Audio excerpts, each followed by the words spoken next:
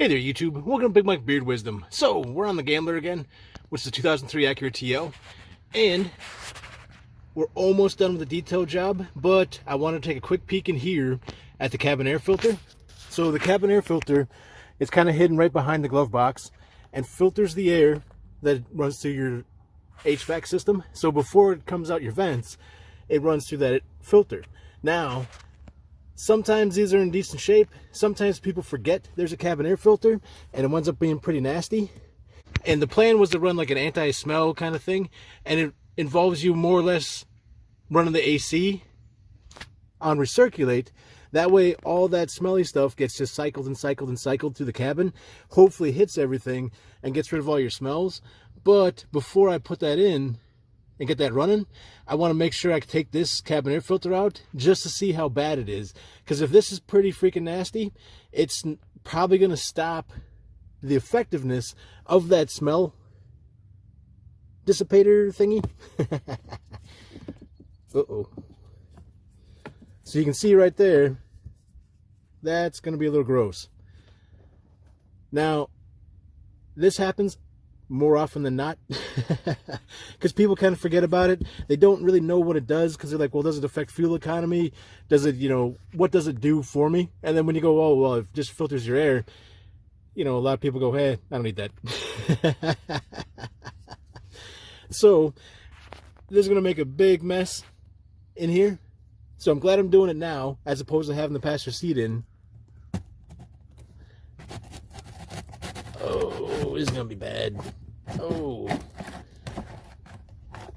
And when people haven't changed these, it's almost like you get like a whole civilization of bugs and debris in here.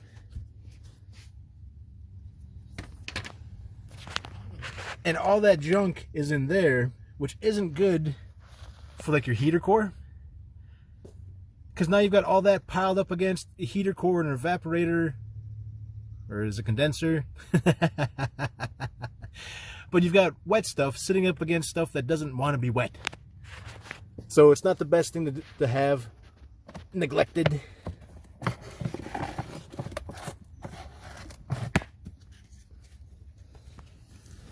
You can see that's pretty gross.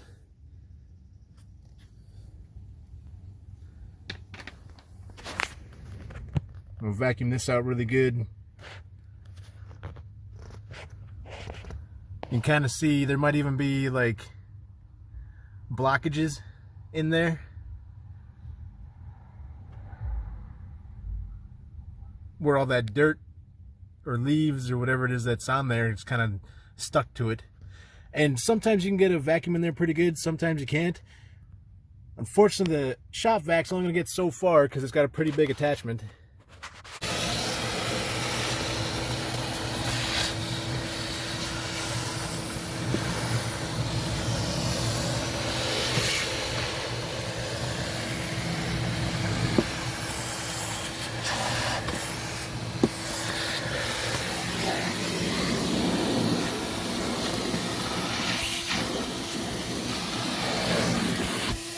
Alright, so we got some of it out, not quite all of it.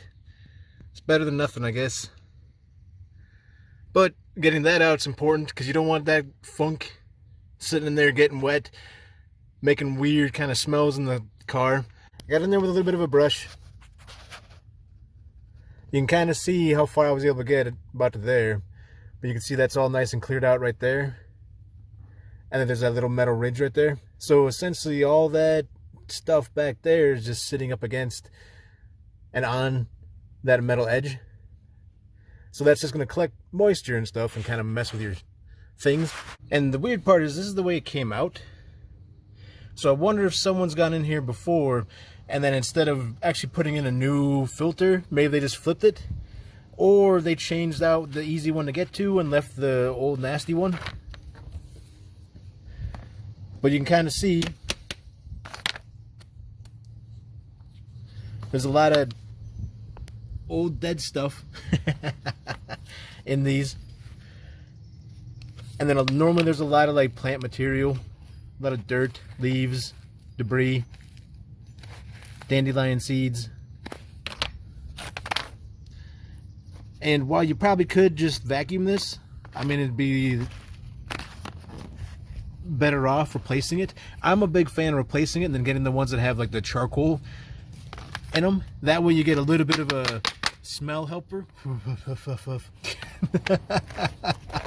That way, if you're driving past something kind of stinky, at least it's less stinky. But I just kind of want to get that knocked out.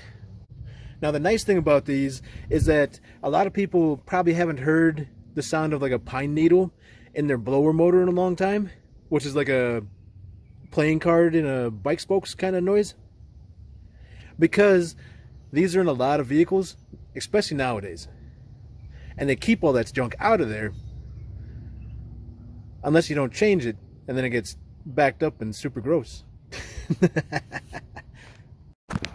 I didn't plan that far ahead, so I don't have a brand new set of filters for it. So basically I knocked these out as best as I could and vacuumed them out. So they're better than they were, but they're still pretty grody. And essentially, even though the big mass stuff is out of it, it's still going to have a whole bunch of like the small little fine particles that clog up filters and may have a smell. I'm not brave enough to put that to my face and give it a whiff. So I'm going to put these back in, and then whenever we run that air cleaner thingy, smell fixer stuff, neutralizer thing, I don't remember. Anyway, hopefully it helps clean this out too. Alright, so if you haven't checked your cabin air filter in a bit, it might be one of those things to either take it to a place that'll do it for you, or maybe look up what you have to do in order to get to it. But if you've got allergies, or you drive by stinky places like pig farms or chicken farms or paper plants, or follow behind garbage trucks often, it's probably not a bad idea to go ahead and take a quick peek at it. Make sure it's nice and clean. If not, get a replacement. I do, like I said, kind of like the charcoal ones. They're kind of worth the extra amount of money. And it's interesting how much extra smell those absorb, as long as it's a good quality one. So, hope you guys enjoyed the video. Feel free to like and subscribe, and I'll check you next time. These were clean carpets. I gotta vacuum again.